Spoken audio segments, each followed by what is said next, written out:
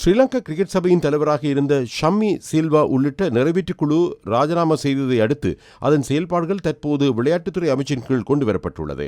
தேர்தல் ஊடாக நிர்வாக சபை அதிகாரிகள் தெரிவு செய்யப்படும் வரை கிரிக்கெட் நிறுவனத்தின் சகல தீர்மானங்களும் இடைக்கால சபையின் தலைவராக தெரிவாகியுள்ள இரான் விக்ரமரட்ன தலைமையிலான குழுவின் ஊடாகவே மேற்கொள்ளப்படும்.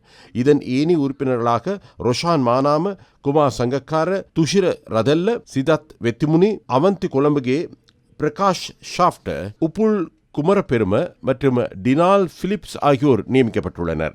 தனது நியமனத்தை ஏற்றுக்கொண்ட இரான் விக்ரமரட்ன கட்சியின் உறுப்புரிமையை கைவிடுவதாக ஐக்கிய மக்கள் சக்திக்கு எழுத்து மூலம் அறிவித்துள்ளார். அதற்கமே ஈரான் விக்ரமரட்ன ஐக்கிய மக்கள் சக்தியில் தான் வகித்த பதவிகளிலிருந்து விலகுவதாக கட்சிக்கு அறிவித்துள்ளார்.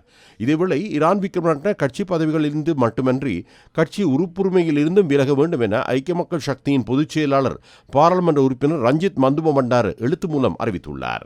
இதேவேளை கிரிக்கெட் நிர்வாக குழுவின் தலைமைத்துவத்தை முன்னாள் கிரிக்கெட் வீரர்கள் மற்றும் தலைவர்களுடன் நடத்திய நீண்ட கலந்துரையாடலின் பின்னரே ஏற்றுக்கொண்டதாக ஈரான் விக்ரமரட்ன தெரிவித்தார். நேற்றைய தினம் முதல் அமுலுக்கு வரும் வகையில் பொறுப்பை ஏற்றுக்கொள்ள தீர்மானித்ததாக அவர் குறிப்பிட்டார்.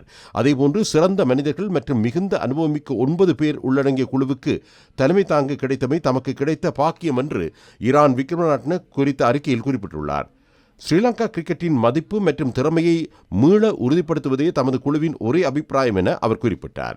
இதேவேளை ஸ்ரீலங்கா கிரிக்கெட் இடைக்கால நிர்வாக குழுவின் புதிய தலைவராக தெரிவு செய்யப்பட்ட ஈரான் விக்ரமரட்ன இன்று காலை ஸ்ரீலங்கா கிரிக்கெட் நிறுவனத்துக்கு வருகை தந்தார்.